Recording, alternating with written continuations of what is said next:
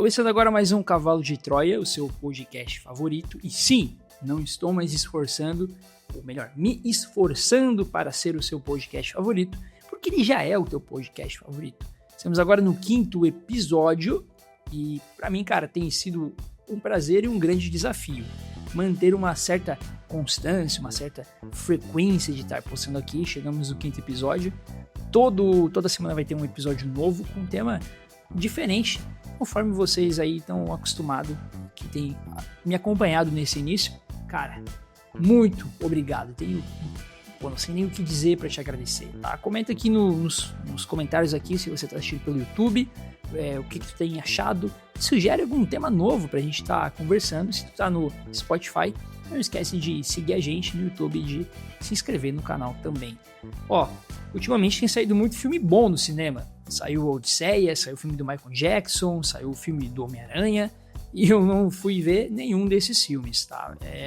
Porque, cara, é questão de tempo mesmo. Eu não tenho conseguido tempo, não consegui tempo para ir ao cinema. E é um hobby que eu gosto muito desde moleque, desde piruzinho. Eu gosto de ir no cinema. O primeiro filme que eu vi no cinema foi Kung Fu Panda 2. Exato, eu demorei para ir no cinema. Só que nessa fase de casamento, nessa fase de mudança de cidade, cara, é muito difícil duas coisas: sobrar dinheiro e ter tempo para ir no cinema, aproveitar.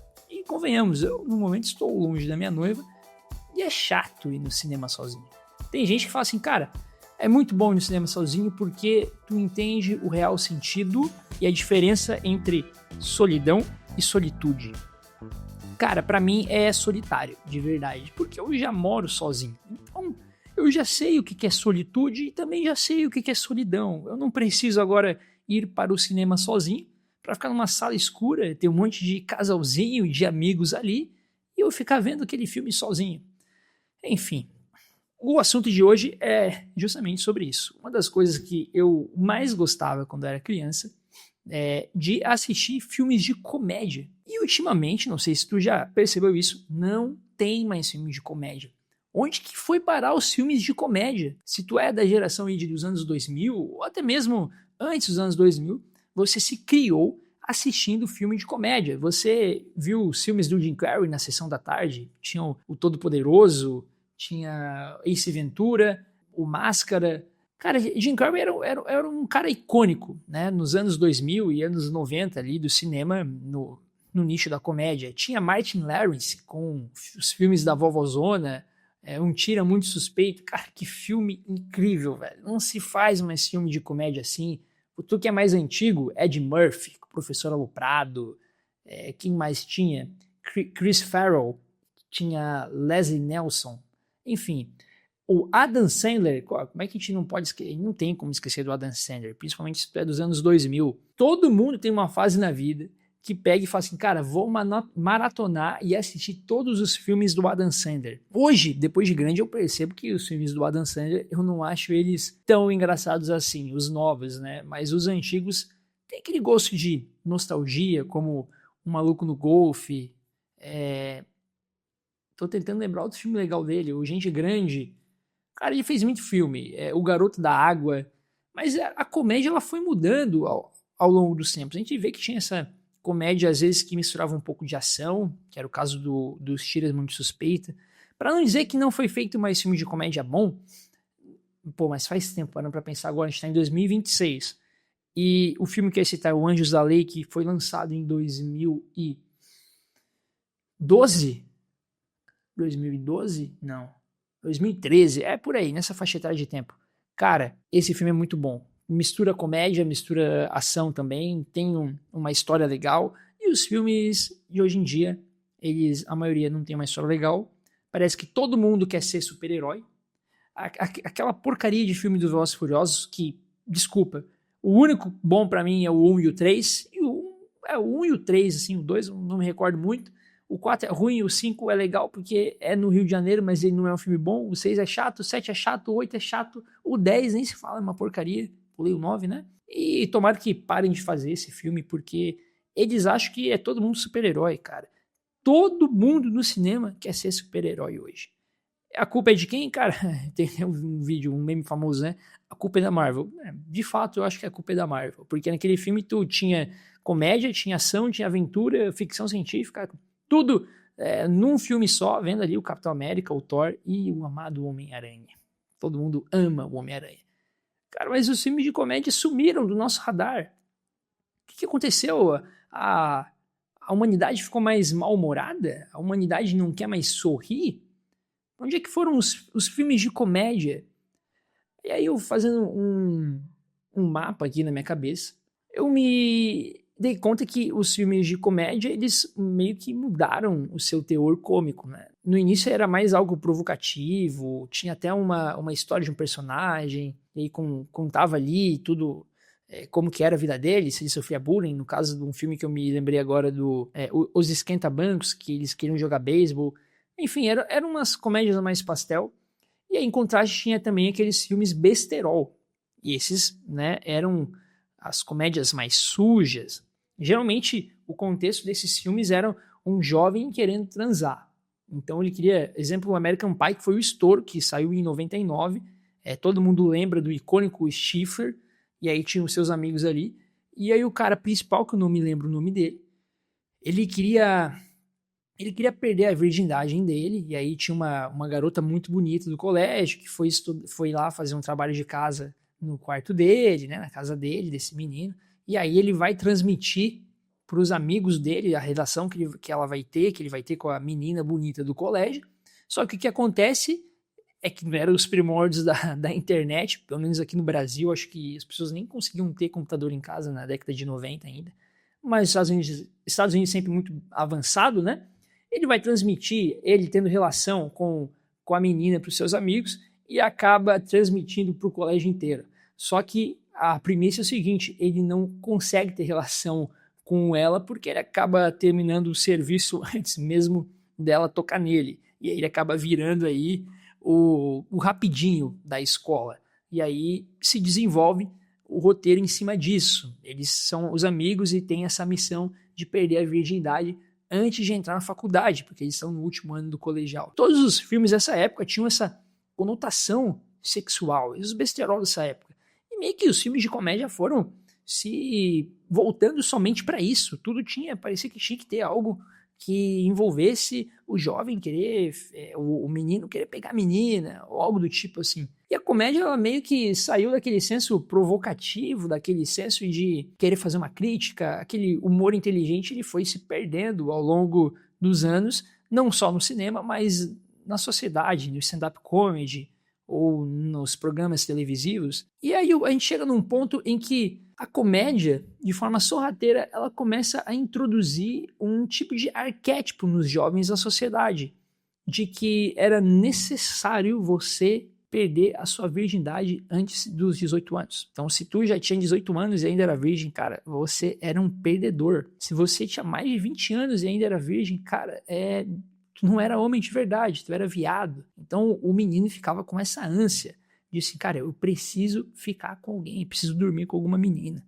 E aí tudo isso fazia parte da masculinidade, começou meio que moldar o caráter, a quantidade de meninas que tu pegava, dizia quanto mais macho tu era. Vai dizer que não era assim. Se tu nasceu nos anos 2000, na década de 90, ou 80 até mesmo, tu viveu essa fase. Mas o que ninguém conta é que isso foi prejudicando a masculinidade do homem. Esses filmes como American Pie, Eurotrip, Road Trip, eles foram normalizando pornografia, a masturbação, perder a virgindade como missão e também foi tratando as mulheres como um objeto. Não como algo perverso, mas sempre como algo engraçado. E essa é a chave das coisas. O riso, ele desarma a crítica. Só que, porém, começou a se moldar uma ideia de que o menino, o jovem, precisava ser dessa forma. E aí, quando esse jovem ficou adulto, ele cresceu com essa ideia. Então ficou mais difícil dos jovens, os homens, eles conseguirem formar famílias.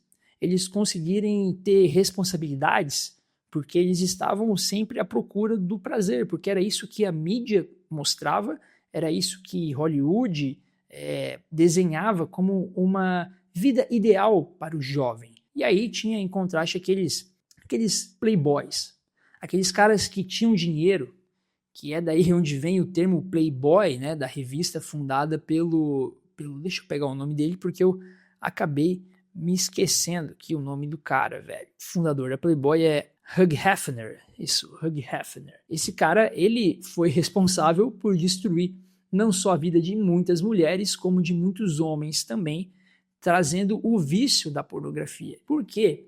Se você for no seu avô, no seu bisavô, talvez, que nasceu lá na década de 50, na década de 40 ou até mesmo 60, para eles verem uma mulher nua, cara, eles precisavam ser muito esforçados. Se eles viam uma canela, eles já ficavam assim, meu Deus, caramba, olha, uma canela. Porque era muito difícil. As mulheres, elas eram mais preservadas, os homens, eles tinham essa gana de querer vencer na vida. E para vencer na vida, você precisava ter uma mulher boa do teu lado. E isso foi se perdendo ao longo das gerações. Porque quando veio a revista Playboy, o acesso para um homem ver uma mulher nua ficou muito mais fácil. Era só ali na banca. Antes ele tinha que conquistar ela.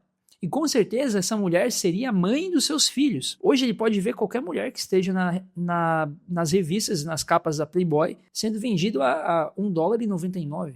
Tu consegue perceber a gravidade que isso trouxe? Porque foi se moldando uma geração inteira com o princípio de que eu preciso pegar mais mulher. Não só preciso pegar mais mulher, mas como elas servem para satisfazer a... E aí os papéis eles foram sendo divididos e o homem começou a ficar contra a mulher. Isso aqui tudo foi construído intencionalmente, nada tira isso da minha cabeça e tem muitas teorias que comprovam isso. Porque quando tu tem uma sociedade dividida, a mente do ser humano fica mais fácil de ser manipulada. Então tu enfraquece a sociedade porque tu divide ela. E aí quando tu ataca os homens, eu vou dar um exemplo agora que a gente tem lá, quem já serviu nos legendários sabe como é que funciona. Quando uma criança ganha a família e traz a família para a igreja, é 5% de chance de que aquela família vai permanecer na igreja. Quando é uma mulher que traz a família para a igreja, 33% de chance de que aquela família vai permanecer na igreja.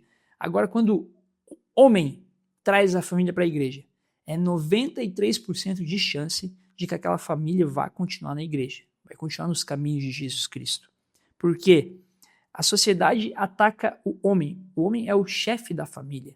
Se o chefe da família está fraco, então a nossa sociedade ela está cada vez mais fraca. E como que a pornografia ajudou a nossa sociedade a se enfraquecer? Porque ela não veio ela começou de forma sorrateira, mas de repente ela estava batendo na porta da frente e entrando na vida de jovens e de adolescentes através das revistas, através dos filmes, através dos programas televisivos, como por exemplo a Banheira do Gugu, ou até mesmo o Pânico na Band. Eu cresci vendo Pânico. Então, todo domingo tinha uma bunda aparecendo na televisão de casa. Meus pais não davam a fechar o olho. O programa era engraçado, era legal, mas tinha aquelas cenas ali. Quantos jovens, quantos hoje pais de família que nasceram na década de 80 viram a Banheira do Gugu, viam as crianças rebolando na boquinha da garrafa? Isso tudo foi moldando uma sociedade perversa. Então hoje não tem como tu criticar a menina que se veste quase seminua. Tu não pode criticar a Anitta ou a Luísa Sonza, quem mais? A Virgínia, que fica rebolando e mostrando a bunda nas redes sociais. Porque elas foram criadas por aqueles adultos que viam aquelas porcarias na TV. E aí as nossas músicas hoje, elas falam sobre isso, que está em alta é só traição, e funk que fala sobre sexo o tempo inteiro, sexo explícito. E aí as pessoas hoje, elas vão atrás da dopamina, daquela dopamina barata. Então elas estão sempre aqui no scroll do celular, vendo dancinha, vendo as meninas rebolando, vendo os caras mostrando ali o seu carro, o seu iate, essas coisas de luxo. Isso vai trazendo uma dopamina para a pessoa. Isso vai fazendo com que os homens viciados em pornografia, eles são homens mais fracos, porque a pornografia, ela tira o teu tesão de conquistar as coisas. Para quem é casado é pior ainda, por quê? Porque tu começa a comparar aquelas atrizes com a tua mulher. E aí tu vê aquela atriz fazendo um monte de coisa, tu vê ela toda cheia ali de cirurgia, talvez, e com né, com os airbags lá em cima, fazendo, meu Deus, loucuras. E aí tu olha pro lado e vê a tua esposa gordinha. E aí tem algumas mulheres que, ao mesmo tempo, elas estão olhando a vida de outras mulheres, elas olham a vida da Virgínia e falam, cara, eu queria ter um tanquinho desse, eu queria viajar um mundo igual ela viaja, eu queria fazer tal coisa, eu queria ter nossa, olha o marido dela, olha como é que tá o marido dela, é um cara bonito, é um cara forte, leva ela pra Paris, leva ela pra um monte de lugar. E aí ela olha pro lado e tá o cara deitado ali, babando e todo zoado do lado dela. A pornografia ela foi enfraquecendo os homens e foi deixando as mulheres mais viciadas também. As mulheres elas se viciaram em um tipo de dopamina cada vez mais barata. Então hoje, eu não quero generalizar, não são todas as mulheres e nem todos os homens, tá? Mas de fato a gente precisa resgatar, nós homens precisamos resgatar a hombridade. E se você é mulher, que eu acho muito difícil alguma mulher ver o cavalo de Troia, mas se você está vendo, você precisa resgatar a sua identidade e ser mais feminina. E o homem precisa ser masculino, voltar a ser macho alfa. Não estou falando aqui de tratar mal as mulheres, não estou falando aqui de ser musculoso, não é isso. O que define o homem é o caráter dele.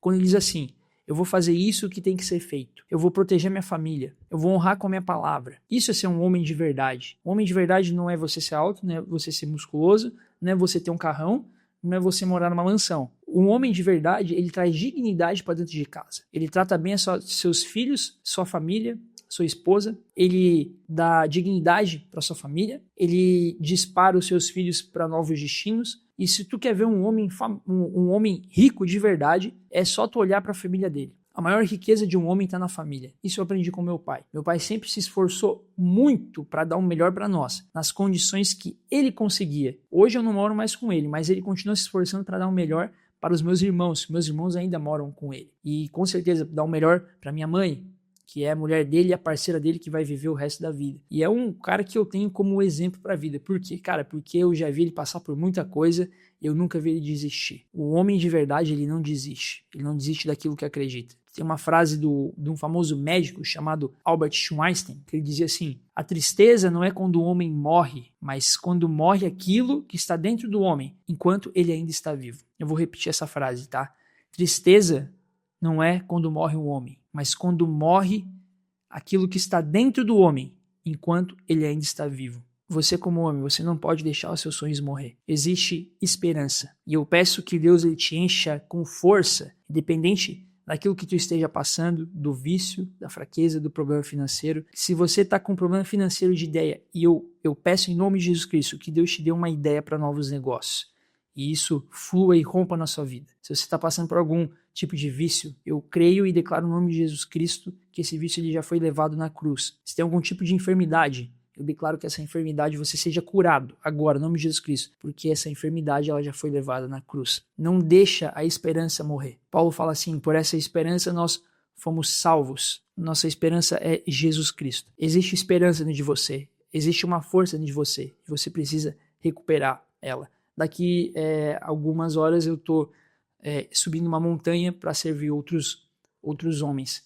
E uma das coisas que a gente acredita no movimento dos legendários é que sair do automático, sair daquilo que é monótono, a gente precisa fazer isso como homem. E às vezes a gente fica preso dentro das nossas demandas e se esquece do porquê que a gente está fazendo isso. Cara, se eu tiver que levantar cedo, se eu tiver que pegar chuva, se eu tiver que vender minhas coisas aqui para honrar minha família, para sustentar, para trazer sustento para dentro de casa, cara, eu vou fazer isso, porque um homem de verdade, ele faz aquilo que tem que ser feito. Cara, a gente começou falando de comédia, demos um loop aqui nas coisas, mas eu quero finalizar agora falando o seguinte, eu vou ler para vocês aqui. Talvez o problema nunca tenha sido a comédia, o problema é quando o entretenimento deixa de refletir a cultura e começa a moldá-la. Ao longo dos anos, fomos normalizando pequenas escolhas, pequenos hábitos e pequenos prazeres imediatos. Hoje, colhemos uma sociedade mais ansiosa, mais distraída e muitas vezes menos preparada para lidar com esforço, compromisso e responsabilidade. A boa notícia é que isso pode ser revertido. Sempre que alguém troca a dopamina barata por propósito, disciplina e fé, começa uma transformação que não muda apenas uma vida, mas influencia toda a próxima geração. Sempre que tiver uma dopamina barata, tu tá no teu caminho, tu se distraiu, dopamina barata, tem muito problema com o Instagram, cara. Por trabalhar com redes sociais, a gente às vezes vai pegar uma referência, responder algum cliente e acaba entrando no Instagram sem querer. E aí eu lembro de uma coisa, cara, eu não posso trocar essa dopamina barata pelo meu propósito, pela minha disciplina e minha fé. É isso que vai fazer você vencer os seus vícios, vencer as dopaminas baratas que existem no mundo. Disciplina, fé e propósito. Fechou? Cara, compartilha esse episódio se tu curtiu. Se inscreve no canal para ajudar a gente. Logo a gente tem mais novidade. E me segue no Instagram, @DavidLuca, pra gente trocar uma ideia lá. Eu quero muito te conhecer, eu quero saber quem é que tá aí, velho. Comenta aqui embaixo aqui pra gente se conhecer também. E se tá no Spotify, não esquece de seguir a gente. Até o próximo Cavalo de Troia. Valeu!